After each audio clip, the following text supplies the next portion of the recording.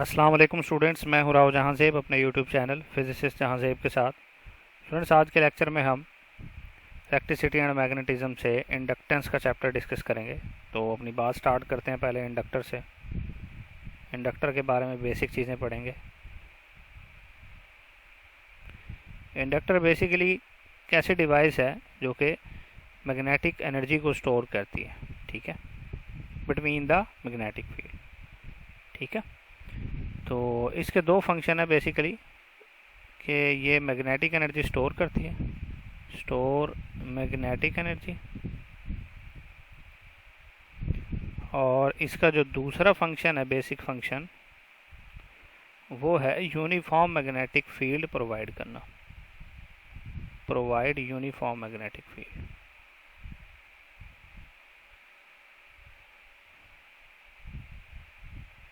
Uniform magnetic field. अच्छा, अब next बात कर लेते हैं इसी की कि अगर आप एक चार्ज कैपेसिटर और इंडक्टर लगा दें तो एनर्जी जो है वो ऑसिलेट करती रहती है कैपेसिटर और इंडक्टर के दरमियान में। तो अगर इसके सिंबल की बात की जाए तो इसका सिंबल कुछ इस तरीके से होता है, आपने ऑलरेडी पढ़ा हुआ है ये। तो इसके अलावा अगर बात करें तो ये डायरेक्ट करंट को परमिट करता है, यानी फ्लो होने देता है, परमिट डायरेक्ट करंट, ठीक है। और अल्टरनेटिंग करंट को ये जो है वो अपोज करता है। अपोज का लफ्ज़ इस्तेमाल करना है, जब आप ब्लॉक का लफ्ज़ इस्तेमाल करते हैं तो वो ठीक नहीं होता। अपोजेस AC अल्टरनेटिंग करंट, ठीक है। तो अल्टरनेटिंग करंट को अपोज करता है और डायरेक्ट करंट को जो है वो परमिट करता है, जाने देता है। तो इसकी एक छोटी सी एग्जांपल डिस्कस कर लेते हैं। इसके अंदर हम यहाँ पे बता रहे हैं कि जी फ़र्ज़ कर लें ये एक इंडक्टर है, ठीक है जी, ये कनेक्टेड है बैटरी के साथ, ये पॉजिटिव है, ये नेगेटिव है, और करंट जो है वो जो पास कर रहा है इससे वो चेंज हो रहा है कॉन्टिन्यूसली, ठीक है। करंट जो है वो चेंज हो रहा है, करंट चेंजिंग करंट है। तो होगा क्या कि चेंजिंग करंट की वजह से ये जो इंडक्टर है इसमें क्या होगा जी, इसका फ्लक्स चेंज होगा, और फ्लक्स चेंज होने की वजह से इसमें एक EMF इंड्यूस हो जाएगा, ठीक है। वो जो EMF इंड्यूस होगा उसको इंड्यूस्ड EMF कहते हैं, उसको सेल्फ इंड्यूस्ड EMF कहते हैं, जो कि बराबर होता है -L di/dt।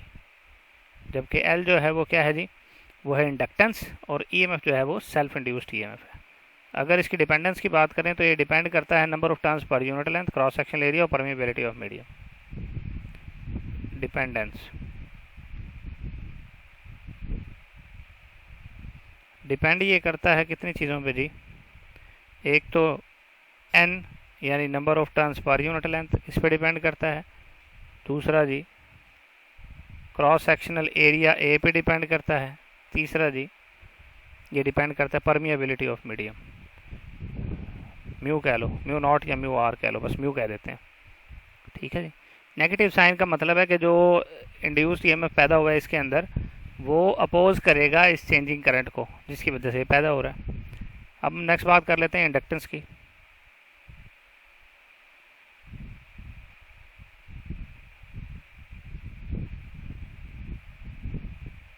इंडक्टेंस, तो इंडक्टेंस क्या है जी, बेसिकली इंडक्टेंस है एक रेशो, किस किस चीज़ की रेशो जी, इंड्यूस्ड EMF और rate of change of current की, ठीक है। ये एक रेशो है, it is the ratio of, यहाँ पे लिख देता हूँ, रेशो ऑफ, इंडक्टेंस को L से शो करते हैं, it is the ratio of induced EMF to the rate of change of current, ठीक है। डेल्टा ओवर डेल्टा टी लिख दें या di/dt लिख दें, ठीक है, आपकी मर्ज़ी है। ये वो भी चेंज है, ये भी चेंज है। चलें, ये होगी आपकी जो है वो सेल्फ इंडक्टेंस। सेल्फ इंडक्टेंस को एक और फार्मूले की टर्म में भी लिखा जा सकता है, जो कि है L = N phi m/I, ठीक है, तो ये इन तमाम चीज़ों पर डिपेंड करती है। ठीक हो गया, तो ये चीज़ें आपने याद रखनी है। अब हम बात करेंगे एक इम्पॉर्टेंट टॉपिक की, जो कि है growth of current in RL series circuit. Growth of current in RL series circuit. जैसे हमने आरसी सीरीज सर्किट में ग्रोथ ऑफ करंट देखा था, उसी तरीके से अब हम देखेंगे आरएल सीरीज सर्किट में। उसके लिए हम क्या करेंगे जी, हम एक रेजिस्टेंस और इंडक्टर को कनेक्ट कर देंगे बैटरी के साथ। ये रेजिस्टेंस है, ये इंडक्टर है। ठीक है जी, इसको आपने कनेक्ट कर देना है एक अदद बैटरी के साथ।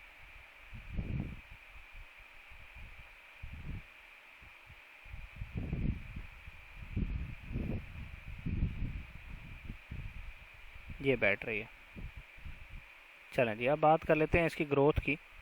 और चूँकि इसमें से करंट फ्लो करेगा, तो जो करंट फ्लो करेगा वो किस तरीके से बढ़ेगा आरएल सर्किट में, और फिर डीके को हम बाद में देखेंगे। फ़िलहाल ग्रोथ को देख लेते हैं।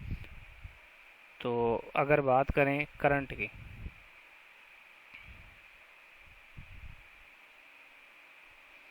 तो करंट के लिए जो इक्वेशन है हमारे पास वो है जी I is equal to I naught. I है इंस्टेंटेनियस करंट किसी भी इंस्टेंट पे, I naught maximum current, 1 minus e raise to power minus R T over L. ठीक हो गया, तो ये है आपके पास ग्रोथ ऑफ करंट के लिए इक्वेशन। यहाँ से आप जो है वो क्या बता सकते हैं, यहाँ से दो केसेस बता सकते हैं। ठीक है, इसमें पहला केस है कि जब टाइम होगा ज़ीरो, इस इक्वेशन में टाइम को ज़ीरो पुट करें, ई की पावर ज़ीरो 1 आ जाएगा, 1 माइनस 1 ज़ीरो हो जाएगा, तो करंट भी क्या होगा, ज़ीरो। ठीक है, इसमें आप पुट कर देना, आ जाएगा ज़ीरो। सेकंड केस है इसका, फिर क्या होगा, आरएल सीरीज सर्किट में स्टार्ट में करंट ज़ीरो होगा, फिर आहिस्ता आहिस्ता करंट क्या होगा, बढ़ना शुरू होगा, बढ़ते बढ़ते। ठीक है, वो मैक्सिमम कब होगा ज़रा देख लें, जब आपका टाइम हो जाए इनफाइनाइट। तो उस सूरत में क्या होगा, e raise to power minus infinity put करें, वो क्या हो जाएगा, ज़ीरो। तो 1 माइनस ज़ीरो 1 बच जाएगा, तो आई बराबर आ जाएगा किसके जी, आई नॉट के, यानी मैक्सिमम के। ठीक हो गया, तो ये इसके दो केसेस हैं। किसके लिए जी, करंट के लिए आरएल सीरीज सर्किट में। अब पोटेंशियल डिफरेंस की बात कर लेते हैं कि पोटेंशियल डिफरेंस कैसे वेरी करेगा। पोटेंशियल डिफरेंस अक्रॉस रजिस्टर की बात कर लेते हैं पहले। पोटेंशियल डिफरेंस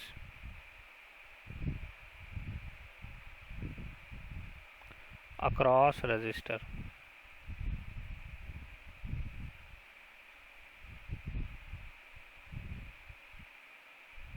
चलें, तो पोटेंशियल डिफरेंस अक्रॉस रजिस्टर में क्या होगा कि स्टार्ट में जब टाइम जो है वो ज़ीरो होगा, तब आपका पोटेंशियल डिफरेंस अक्रॉस रजिस्टर भी क्या होगा, ज़ीरो होगा।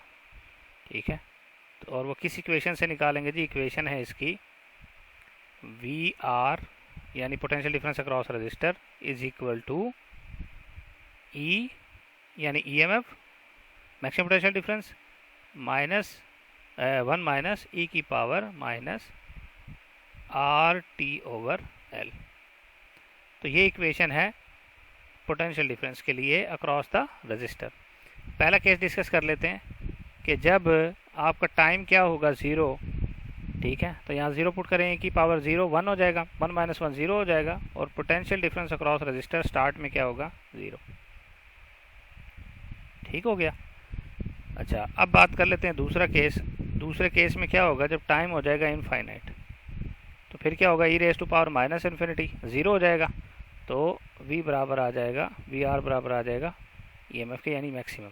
जब टाइम इनफाइनाइट हो जाएगा, तो जो पोटेंशियल डिफरेंस अक्रॉस रजिस्टर होगा वो मैक्सिमम यानी ईएमएफ के बराबर आ जाएगा। ठीक है, maximum equal to EMF of the battery. यहाँ से पूछ सकते हैं कि potential difference across resistor RL series circuit में ईएमएफ के बराबर कब होता है, आप बताएंगे जब टाइम इनफाइनाइट हो जाता है। ठीक है, तो अब बात यह है कि करंट यहाँ पे ज़ीरो है और बाद में जाके मैक्सिमम हो रहा है। इनफाइनाइट टाइम पे। ये उस सूरत में हो रहा है जब इसके साथ आपने इंडक्टर भी लगाया हुआ है। अगर आपने इंडक्टर ना लगाया होता तो फिर करंट फ़ौरन से बढ़ के मैक्सिमम पे पहुंच जाता। ठीक है, फिर इस तरह ना करता कि आहिस्ता आहिस्ता बढ़ता। क्यों? क्योंकि करंट रेजिस्टेंस से पास करने के बाद वो इंडक्टर से पास कर रहा है। अब इंडक्टर उसको अपोज कर रहा है, वक्त के साथ साथ बैक ईएमएफ जो है वो कंटिन्यूसली इसको अपोज करता जा रहा है, जिसकी वजह से करंट कम हो रहा है, मतलब इतना इंक्रीज नहीं कर रहा। वरना अगर ये ना होता जो आपका इंडक्टर है, तो फिर तो करंट फ़ौरन से बढ़ के मैक्सिमम पे पहुंच जाता, फिर इनफाइनाइट टाइम की ज़रूरत ना होती। तो अब पोटेंशियल डिफरेंस अक्रॉस इंडक्टर की बात कर लेते हैं। Potential difference across inductor.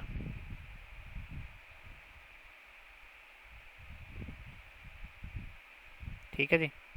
तो यहाँ से आप कह सकते हैं जी, इसके लिए जो इक्वेशन है पोटेंशियल डिफरेंस अक्रॉस इंडक्टर के लिए, वो है जी वी एल यानी potential difference across inductor into E M F of the battery into e raise to power minus R T over L. तो इस इक्वेशन के लिहाज से अगर देखें तो जब टाइम ज़ीरो होगा, पहला केस डिस्कस कर रहे हैं, टाइम ज़ीरो होगा तो टाइम ज़ीरो पुट करें, e raise to power one हो जाएगा, V L is equal to E M F.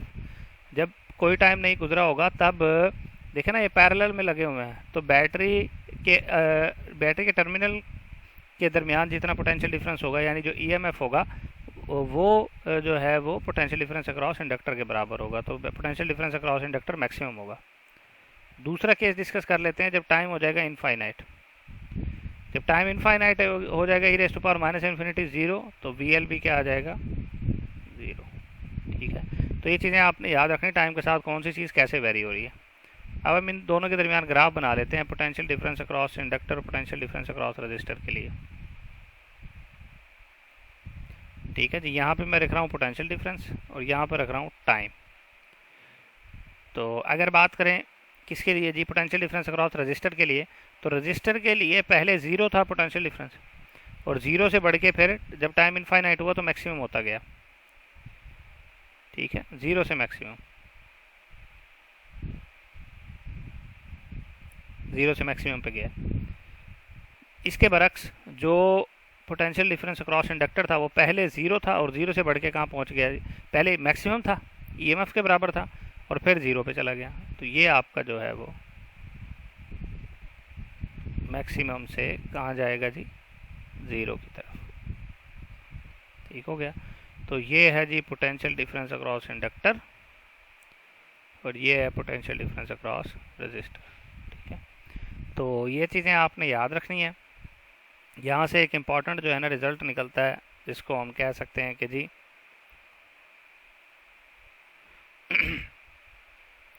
जब potential difference across register zero होगा तब पोटेंशियल डिफरेंस अक्रॉस इंडक्टर क्या होगा जी, ईएमएफ के बराबर होगा। जब पोटेंशियल डिफरेंस अक्रॉस इंडक्टर या चलो कह ले रजिस्टर जो है वो ईएमएफ के बराबर होगा, जब तब पोटेंशियल डिफरेंस अक्रॉस इंडक्टर जो है वो क्या होगा, ज़ीरो। और किसी भी टाइम पे अगर मालूम करें तो ईएमएफ जो है वो बराबर होगा sum of potential difference across resistor into potential difference across inductor. ठीक है, ये तो सिंपल है, आपको पता है कि सीरीज़ में जो है वो वोल्टेज डिवाइड हो जाता है, तो ये डिवाइड हो गया। अब बात कर लेते हैं इंडक्टिव टाइम कांस्टेंट की। इंडक्टिव टाइम कांस्टेंट, जैसे आपने कैपेसिटिव टाइम कांस्टेंट पढ़ा था, वो था कि 63% जो इक्विलिब्रियम चार्ज है, 63% ऑफ इक्विलिब्रियम चार्ज जो है वो कैपेसिटर के ऊपर आ जाए, उस टाइम को कहते हैं कैपेसिटिव टाइम कांस्टेंट। अब इंडक्टिव टाइम कांस्टेंट है, ये वो टाइम है जिसमें करंट जो है वो कितना हो जाए, ग्रो करके करंट जो है वो 63% ऑफ मैक्सिमम करंट हो जाए, ग्रो करके। ग्रो कर रहे हैं ना, आपको पता है मैक्सिमम करंट, यहाँ करंट है, याद रखना ये करंट का इंक्रीज़ है, जबकि उसमें कैपेसिटर में चार्ज का इंक्रीज़ था। ठीक है, तो एक तो ये है कि 63% ऑफ मैक्सिमम करंट जो है वो उतना इंक्रीज़ कर जाए, मतलब कि 63% ऑफ मैक्सिमम करंट जो है उसकी वैल्यू हो जाए, या मैक्सिमम करंट आने में कितना परसेंट बच जाए। ठीक है, तो हम कह देंगे कि करंट जो है less than its final value, final value मतलब maximum value, less than its final value यानी I naught by a factor 37%, यानी मैक्सिमम करंट तक पहुंचने में कितना परसेंट बच जाए, 37%, और हो कितना गया हो, 63% ऑफ मैक्सिमम करंट हो चुका हो। ठीक है, तो इसको इंडक्टिव टाइम कांस्टेंट कहते हैं, और इंडक्टिव टाइम कांस्टेंट को टाउ एल से शो करते हैं, और फार्मूला होता है एल ओवर आर। ठीक है, तो एल ओवर आर की भी जो डायमेंशन होती है, बाजू का आ जाता है एल ओवर आर की डायमेंशन बताएं, तो एल ओवर आर की डायमेंशन जो है वो भी टाइम की होती है या सेकंड होती है। ठीक है, एनर्जी स्टोर्ड किस तरह वेरी करेगी वो देख लेते हैं। Magnetic energy stored in an inductor,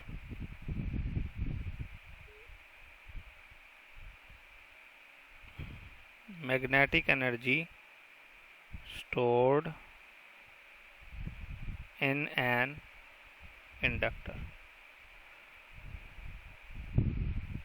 चलें, तो magnetic energy stored in an inductor क्या होगी जी, वो वेरी करेगी किस तरीके से, यू एम जो है उसका फार्मूला होगा मैग्नेटिक एनर्जी स्टोर का, हाफ एल आई स्क्वायर होता है, तो हाफ एल आई की वैल्यू आप पुट कर देंगे बस, L I naught square, I naught square कहाँ से आया, आई की वैल्यू पुट की है, into 1 minus e raise to power minus R T over L square. ठीक है, I is equal to I naught 1 minus e raise to power minus R T over L, I की value put की है half L I square के फार्मूले में। तो इस तरीके से आपकी मैग्नेटिक एनर्जी स्टोर जो है ना वो वेरी करेगी।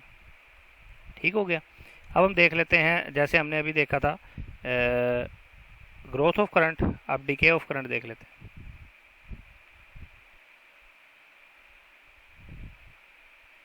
डिके ऑफ करंट,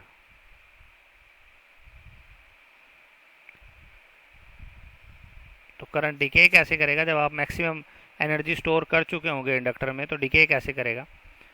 तो डिके ऑफ करंट के लिए हम पहले बात कर लेते हैं जी करंट की, करंट के लिए इक्वेशन लिखेंगे फिर उसको डिस्कस कर लेंगे। तो डिके ऑफ करंट के लिए जो इक्वेशन है आपके पास वो है जी, I is equal to I naught e raise to power minus R T over L. अब ये पता कहाँ से ले रहे हैं हम, ये ज़ीरो से नहीं ले रहे, ये तब से ले रहे हैं जब आपने मैग्नेटिक एनर्जी स्टोर कर दी है कम्प्लीटली इंडक्टर में, उसके बाद। ठीक है, तो जब एनर्जी स्टोर कर दी है तो स्टार्ट में क्या होगा, पहला केस जब टाइम बराबर होगा ज़ीरो के, टाइम ज़ीरो पुट करें, e raise to power zero 1 हो जाएगा, और I is equal to I naught. अब देखें मैग्नेटिक एनर्जी जब आपने कम्प्लीटली फुली स्टोर की हुई है इंडक्टर में, तो करंट तो मैक्सिमम होगा जब टाइम ज़ीरो होगा, कोई टाइम नहीं गुजरा होगा उस वक्त। फिर आहिस्ता आहिस्ता करंट क्या है, इंडक्टर आपका यूँ समझ ले डिस्चार्ज होता जा रहा है, और इंडक्टर में से करंट जो है उसकी वैल्यू कम होती जा रही है और एक्सपोनेंशियली डिके करती जा रही है। ठीक है, तो जब टाइम इनफाइनाइट गुजर जाएगा, ठीक है, जब टाइम इनफाइनाइट गुजर जाएगा तो उसके बाद आपका करंट कितना हो जाएगा, e raise to power infinite minus infinite, तो उस टाइम पे करंट क्या हो जाएगा, ज़ीरो, क्योंकि आपने जितनी एनर्जी स्टोर की थी वो सारी की सारी जो है ना वो वापस से खर्च कर दी है। ठीक है, तो ये चीज़ आपने याद रखनी है, ये करंट के लिए था। अब हम बात कर लेंगे पोटेंशियल डिफरेंस की, पोटेंशियल डिफरेंस अक्रॉस रजिस्टर जो है वो कैसे वेरी करेगा और इंडक्टर जो है वो कैसे वेरी करेगा। तो potential difference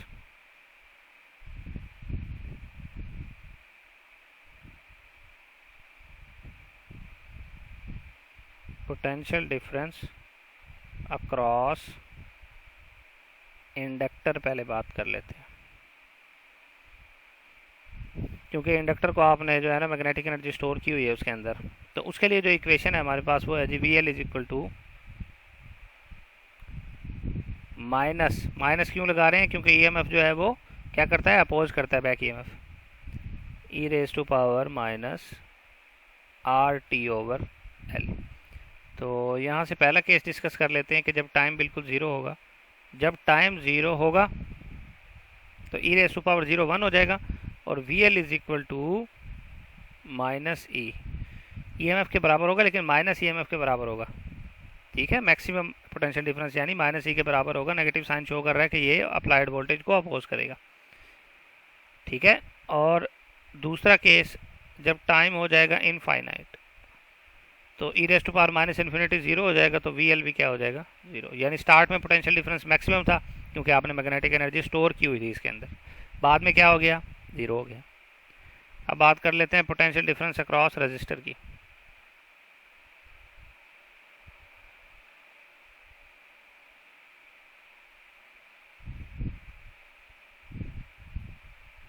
potential difference across register वो कैसे वेरी करेगा जी? उसके लिए जो इक्वेशन है वो है जी, आप देख सकते हैं V R is equal to e raise to power minus R T over L. ठीक है, तो सेम कंडीशन यहाँ पे जो है आपके पास मौजूद है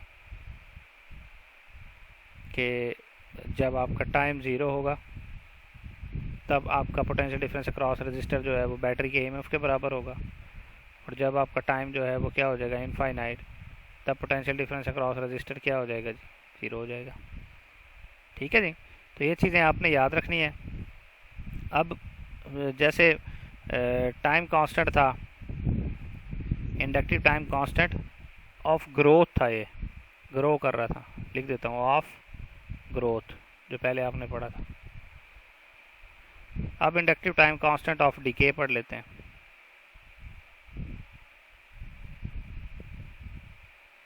इंडक्टिव टाइम कांस्टेंट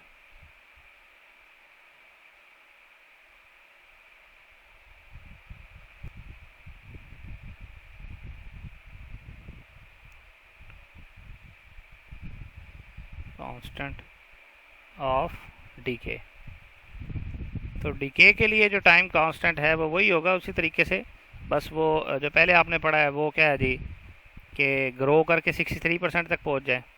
ठीक है, तो यहाँ क्या है जी कि आपका जो डिके कर रहा हो टाइम का, मतलब कि आपका जो करंट डिके कर रहा हो उसमें करंट की जो वैल्यू है, डिकेइंग करंट जो है वो कितना हो जाए, वो टाइम जिसमें डिकेइंग करंट की जो वैल्यू है बिकम्स 37% ऑफ मैक्सिमम, तो इस टाइम को कहते हैं डीके टाइम कांस्टेंट। ठीक हो गया, तो ये आपने चीज़ें याद रखनी है। अब नेक्स्ट हम बात करेंगे इंडक्टेंस ऑफ टोरॉइड। ठीक है, टोरॉइड में आपको बता चुका हूँ क्या होता है कि अगर सोलेनॉइड को आप एंड कर दें सर्कुलर शेप में तो वो टोरॉइड बन जाती है। तो अब हम सिंपल जो इंडक्टेंस निकालेंगे, इंडक्टेंस ऑफ टोरॉइड, अभी सिर्फ हम उसकी इंडक्टेंस निकालेंगे। ठीक है जी, टोरॉइड की इंडक्टेंस जो है वो आपको पता है कि टोरॉइड जो है वो किस शेप की होती है, आपने बेंड कर दिया है इसको किस शेप में जी, सर्कुलर शेप में।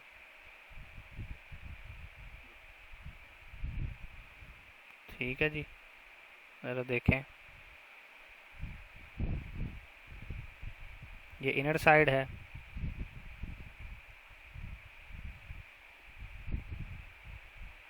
ये उसकी आउटर साइड है। ठीक है, इसके गिर्द क्या है जी, वायर्स के लूप हैं।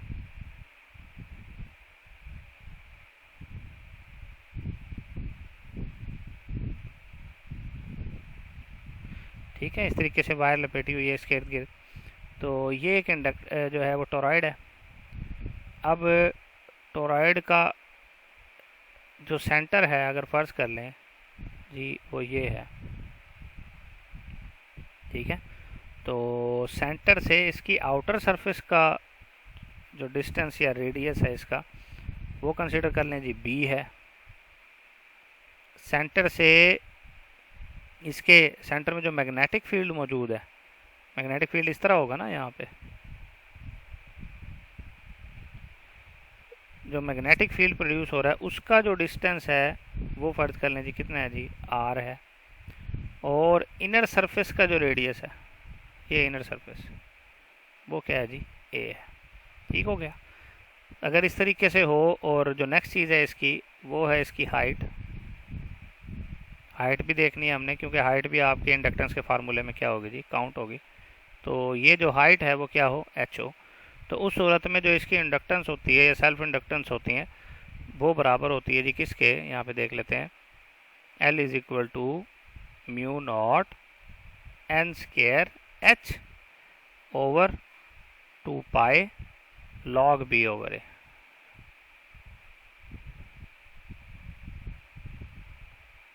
ठीक है जी। अब यहाँ से आप देख सकते हैं जी, वो आपसे पूछ सकते हैं कि टोरॉइड की जो इंडक्टेंस है वो किस किस चीज़ पे डिपेंड करती है। तो हाइट पे डिपेंड करती है, नंबर ऑफ टर्न्स के स्केयर पे डिपेंड करती है, इनर का रेडियस और आउटर के रेडियस पे डिपेंड करती है। ठीक है, मैग्नेटिक फील्ड के रेडियस पे डिपेंड नहीं करती। तो ये सारी चीज़ें इसकी डिपेंडेंस में आप लिख सकते हैं। ठीक है, तो डिपेंडेंस भी आपकी इसकी यहीं लिख दें। ठीक है, तो डिपेंडेंस में पहली क्या है जी, N square, number of turns के स्केयर पे डिपेंड करती है। दूसरी क्या है जी, हाइट पे डिपेंड करती है। तीसरी क्या है जी, आउटर के रेडियस पे डिपेंड करती है, इनर रेडियस पे डिपेंड करती है। तो यही चीज़ें हैं जो आपने इसकी याद रखनी है, इनके नाम आपने खुद लिख लेने हैं। अब हम डिस्कस करेंगे working of electromagnetic LC oscillator. उसमें एनर्जी की वेरिएशन डिस्कस करेंगे बस। Working of electromagnetic oscillator, electromagnetic LC oscillator. और ये कैसे बनता है, अगर एक चार्ज कैपेसिटर हो और चार्ज कैपेसिटर के साथ आप क्या लगा दें, एक इंडक्टर लगा दें सीरीज़ में, तो वो इलेक्ट्रोमैग्नेटिक ऑसिलेटर बन जाता है।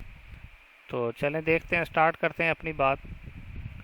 तो पहले हम देखेंगे जी इसकी डायग्राम को, कि फ़र्ज़ कर लें यहाँ पे आपने एक सर्किट बनाना है, ऐसा सर्किट कि जिसके अंदर यहाँ पे कैपेसिटर की जो है वो 2 प्लेट्स मौजूद हैं। फ़र्ज़ कर लें एक ये प्लेट है,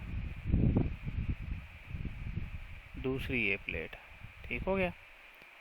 चार्ज कैपेसिटर है, इसको चार्ज किया हुआ आपने, ये चीज़ आपने अच्छे से याद रखनी है।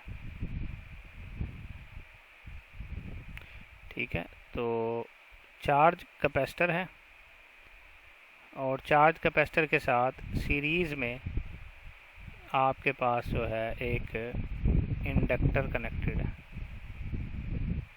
तो फ़र्ज़ कर लेते हैं जी इंडक्टर जो है वो ये है।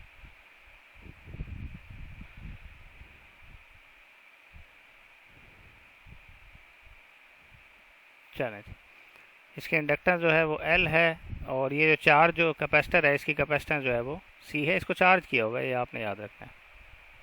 ठीक है, एक प्लेट पे जो है वो पॉजिटिव चार्ज है, दूसरे पे जो है वो नेगेटिव चार्ज है। अब होगा क्या कि कैपेसिटर डिस्चार्ज होगा स्टार्ट में। ठीक है, पहले हम इसके एनर्जी का जो है ना फार्मूला लिख देते हैं। कैपेसिटर की जो इलेक्ट्रिक एनर्जी होती है वो किसके बराबर होती है, U is equal to Q square over 2C। और इंडक्टर के लिए जो मैग्नेटिक एनर्जी होती है वो किसके बराबर होती है, हाफ LI स्केयर की। अब पहला जो स्टेप होगा आपका वो क्या होगा कि स्टार्ट में कैपेसिटर चार्ज है, कैपेसिटर की वजह से करंट फ्लो होगा और इंडक्टर में से पास होता जाएगा। कैपेसिटर आहिस्ता आहिस्ता डिस्चार्ज होता जाएगा। ठीक है, और क्या होगा जी, अगर पहले स्टेप की बात करें, पहला स्टेप पहले क्या था, कैपेसिटर की जो एनर्जी थी, इलेक्ट्रिक एनर्जी, वो मैक्सिमम थी इसमें क्योंकि कैपेसिटर फुली चार्ज था, और मैग्नेटिक एनर्जी क्या थी जी, 0 थी।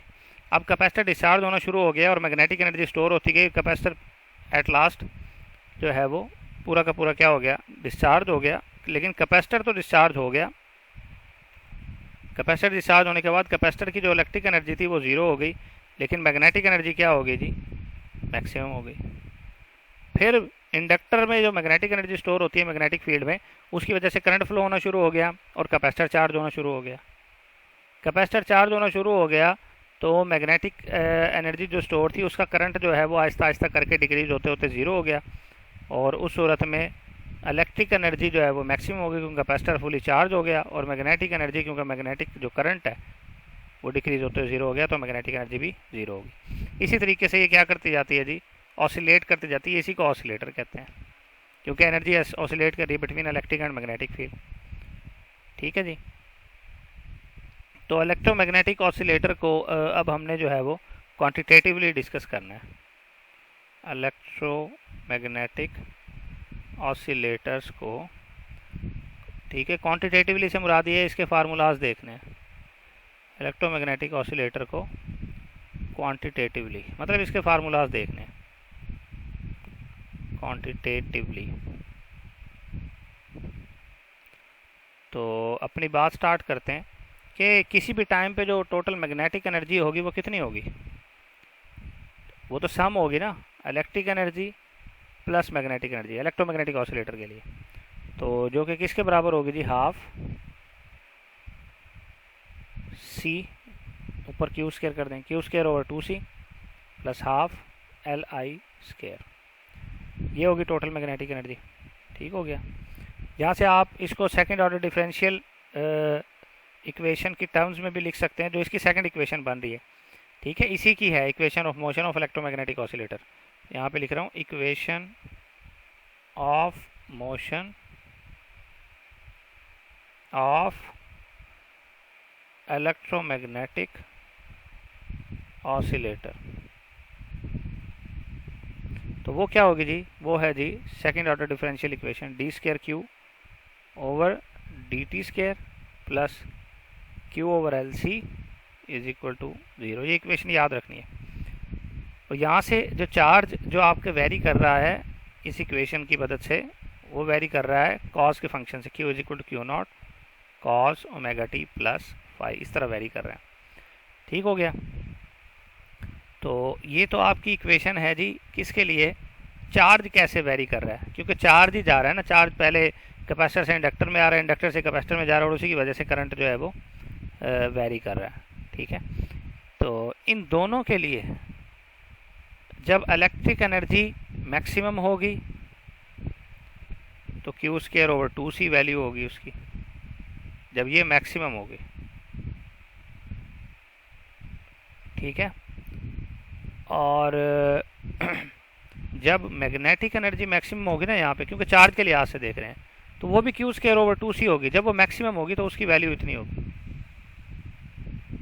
हाँ, एट एनी इंस्टेंट, किसी भी इंस्टेंट पे ले लें। ठीक है, किसी भी इंस्टेंट पे अगर आप ले लें तो दोनों का जो सम होगा electric energy plus magnetic energy, वो भी आप देख लेना Q not square over 2c ही होगा। ठीक है।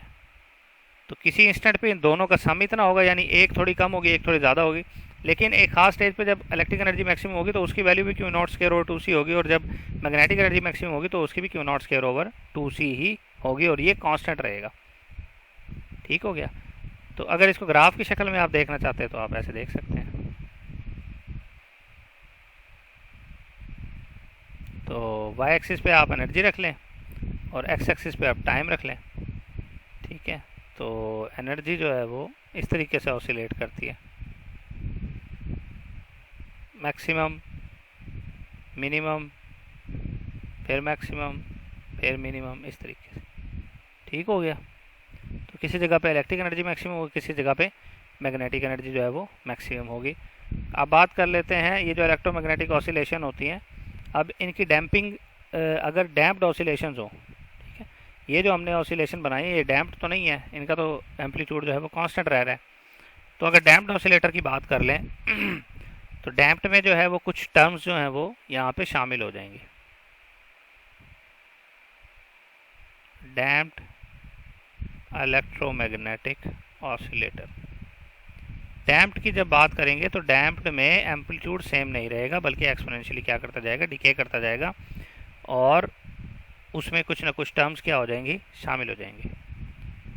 डैम्पिंग की वजह से क्या होता है, एम्पलीट्यूड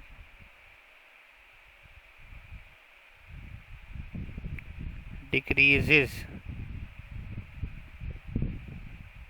gradually.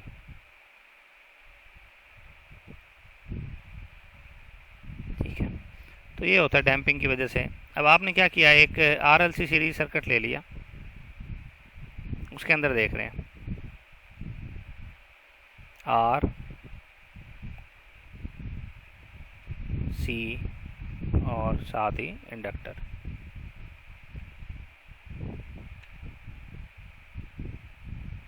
चलो जी, एक RLC सीरीज सर्किट ले लिया।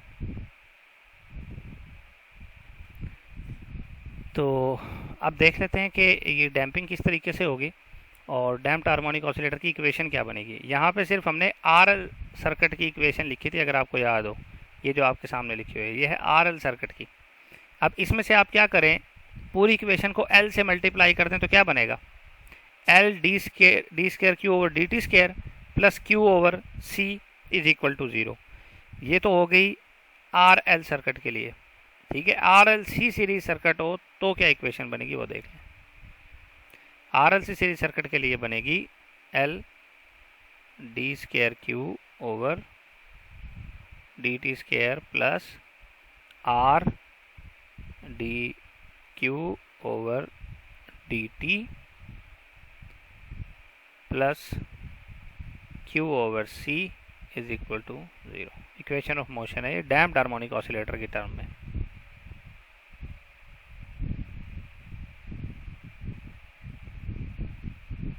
ठीक है जी। अब यहाँ पे चार्ज कैसे वेरी करेगा, यहाँ पे चार्ज की जो वेरिएशन है वो इस इक्वेशन से देखी जा सकती है, Q is equal to Q naught E raise to power minus R T over 2L और cos omega dash T plus phi. यहाँ पे चार्ज ऐसे वेरी करेगा, जबकि जो डैम्प्ड ऑसिलेशन नहीं थी वहाँ पे चार्ज कैसे वेरी कर रहा था मैं आपको बता के आ चुका हूँ। ये देखें, यहाँ पे मैंने लिखा था चार्ज की जो इक्वेशन, ये देखें Q is equal to Q naught Q cos omega T plus phi. तो वहाँ एक्सपोनेंशियली डिके कर रहा है। ठीक है, यहाँ पे एक्सपोनेंशियली नहीं था लेकिन वहाँ पे एक्सपोनेंशियली डिके कर रहा है। ठीक है, e raise to power minus R T over 2L जो है वो एक्सपोनेंशियल डिके को इसको शो कर रहा है। तो अगर इसका ग्राफ बनाया जाए तो वो कुछ इस तरीके से बनेगा। ग्राफ में आपने एक्सपोनेंशियल डिके दिखा देना है।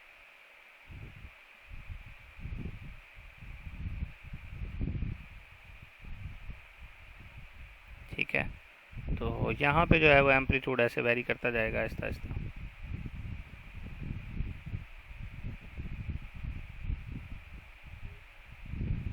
हर साइकिल में थोड़ा थोड़ा कम होता जाएगा और आखिरकार 0 पे पहुँच जाएगा। तो ये है डीके करना इसका। ठीक है, तो ये आपने याद रखना है।